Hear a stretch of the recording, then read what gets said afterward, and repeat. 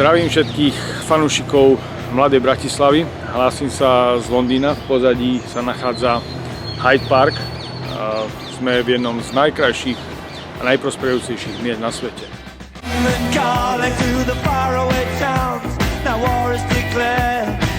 Ale v rámci nášho projektu, kde sa snažíme ako mladá Bratislava, aby veci v našom meste napredovali, aby sa zlepšovali, aby sme mali lepšiu lokálnu komunitu, aby v meste bol zdravý územný rozvoj, aby sme zvýšili kvalitu života obyvateľov. Sme sa rozhodli, že sa budeme inšpirovať príbehmi, postrehmi a námetmi z iných európskych miest. A čoskoro sa mám stretnúť so Sian Berry. Sian Berry je poslankyňa londýnskej radnice, ktorá kandidovala v ostatných komunálnych voľbách na primátorku Londýna. Skončila na 3. mieste a získala 150 000 hlasov. Sian je veľmi zapálená aktivistka a komunálna politička, a preto niektoré rady, odporúčania, skúsenosti s tým, ako tvoriť a budovať lokálnu komunitu, budú určite prínosné aj pre mladú Bratislavu. Takže držte mi palce. Teraz sa nachádzame v Londýne, v príjemnom prostredí londýnskej radnice a budeme robiť rozhovor s veľmi povolanou osobou, predstaviteľkou strany zelených, poslankyňou londýnskej radnice, Sian Berry, is it right? Just about, yeah. Ktorá kandidovala v ostatných majových voľbách na primátorku Londýna alebo na starostku Londýna a skončila na čestnom 3. mieste. Prví dvaja kandidáti získali veľké množstvo hlasov, ale treba rátať s tým, že títo kandidáti mali veľké finančné prostriedky, kdežto Sian mal na seba naviazaný veľký počet nabudených prívržencov, takže o to väčší úspech. So again, congratulations to your... Actually, I would like to ask you several topics regarding, of course, the London is a very well-developed city. However, it probably does have some problems. Yeah. Well, as for urban planning, at our place we've got certain regulations, but from time to time we come across the situation that someone exceeds the permission for building in certain area. However, there are certain ways how we can avoid this by paying just a very small fine or whatever. How do you tackle this in London when something like that happens? It's a long process actually. I mean, what we had under the previous mayor was, so we have regulations that say how much of the housing that new developers build in places like this have to be affordable, and that's a contested definition in the first place. But developers over the years have got very good at getting out of that, and they have to declare how viable their business plan is, and they argue that by providing affordable housing, then the development can't go ahead at all. Now that's again something where they've employed the best lawyers. They've managed to find all sorts of ways of getting around those regulations, and the whole system needs rewriting basically. And we have a process called the London Plan, which is our big planning document for the whole of London. Lots of regulations in there for new developments, and it's up for rewriting in the next few years. So the new assembly, the new mayor, we've got a proper task on our hands to rewrite things to get the housing that we need in London. And does it happen often that people are they are not satisfied with something, what's going on, what is going to be built somewhere, that people bring up the petition or... Yeah, very much so. Yeah, there are people all over London. Sometimes there are what are called brownfield sites where there's nothing there, or there's some old industrial land, and there developers will put forward plans and people may object to them because they're enormously high or really offensive looking or don't have enough affordable housing.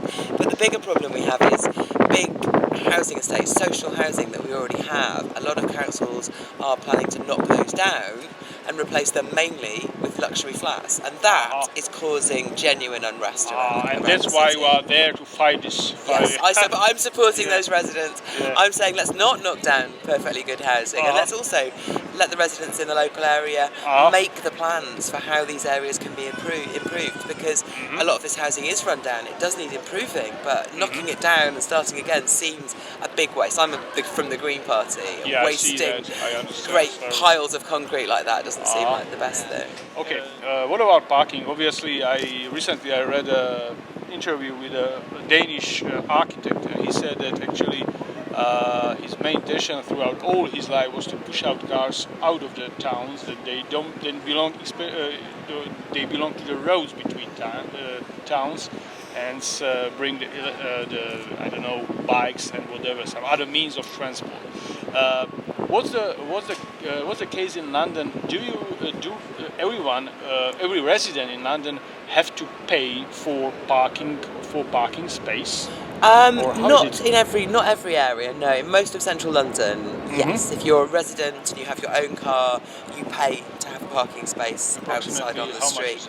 Not very much, like £100 a year. £100. Like very little. It's not very much, because we wanted to imply something like that. Our place, it was around, I don't know, 70 euros. So it's not. Yeah. So it's very similar. I thought that in London would be much higher. No, it isn't much higher. But we do have the congestion charge for central London.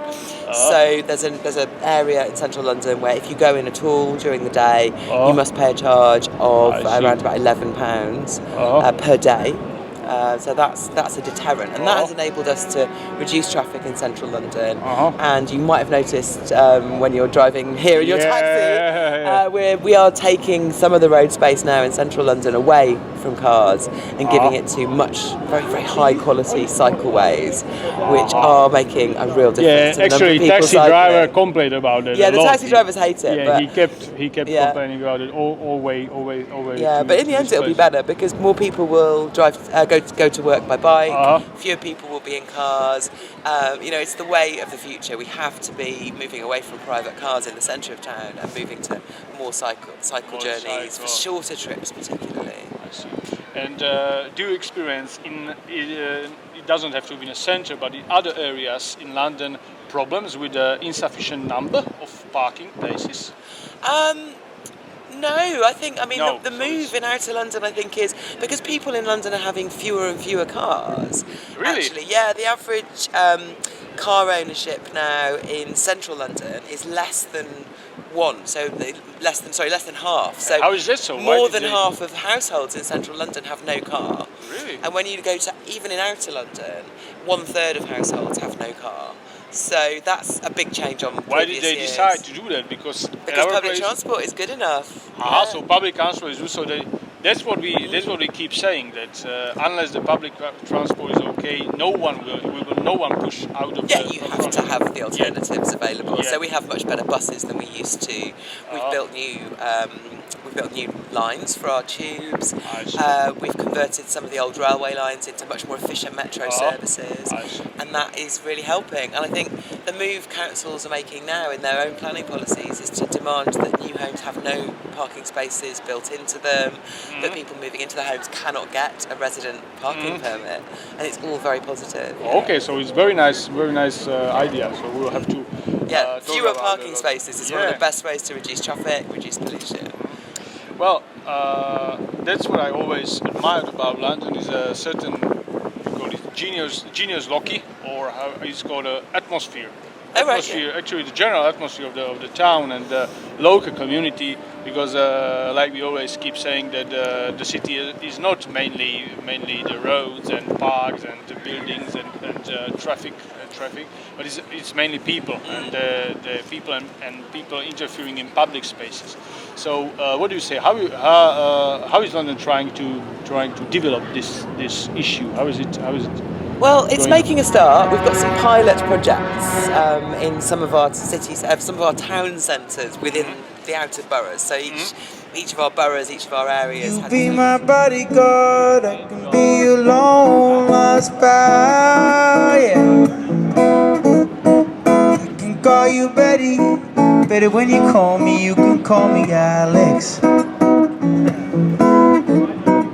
If you be my bodyguard, I can be your long lost pal. And last thing is for safety. Do you have enough cops in the streets? I mean, there's a metropolitan police in London. Yes, I mean the Met is a huge force, and like I said before, we do have responsibilities for national issues like security and things like that.